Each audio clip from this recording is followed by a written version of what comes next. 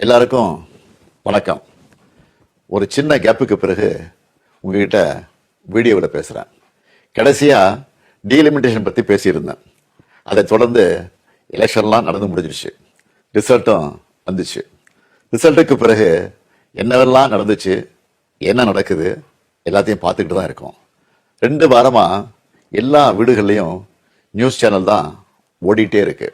அந்த அளவுக்கு பரபரப்புக்கு பஞ்சமில்லாமல் போகுது. 2026 தேர்தல் முடிவுகளை எடுத்துக்கிட்டா திமுக ஒரு பெரிய பின்னடைவை சந்திச்சிருக்கு. அதை நாம ஏற்றுக்கிட்டு தான் ஆகணும். இது நிச்சயமா நாம எதிர்பார்த்த ரிசல்ட் இல்லை. இதுக்கு அவர் காரணம் இவர் காரணம்னு யாரும் யார் மேலேயும் பழி போடாதீங்க. தலைவரா இந்த தோல்விக்கு நானே பொறுப்பேற்றுக்கிறேன்.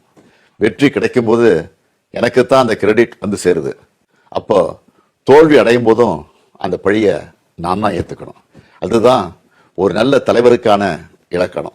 சரி, தோத்துட்டோம், அதுக்கு நான் அதையே நினச்சிக்கிட்டு முடங்கிட மாட்டேன்.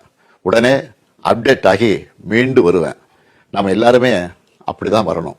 அதுக்கு உங்களோட ஆலோசனைகள், பரிந்துரைகள், ஐடியாக்கள் எனக்கு வேணும். எலெக்ஷனாக இருந்தாலும் கரெக்ஷனாக இருந்தாலும் உங்ககிட்ட தான் வந்தாகணும். மக்கள் தான் எல்லாம். இந்த தேர்தல் முடிவுகளுக்கு என்ன காரணம்? திமுக இன்னும் எப்படியெல்லாம் உங்களுக்காக உழைக்கணும்னு நீங்க நினைக்கிறீங்கன்னு சொல்லுங்க. உங்களோட கருத்துக்களை ஓப்பனா சொல்லுங்க.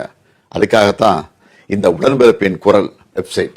இதுல உங்க கருத்துக்களை பதிவிடுறது ரொம்ப சிம்பிள்.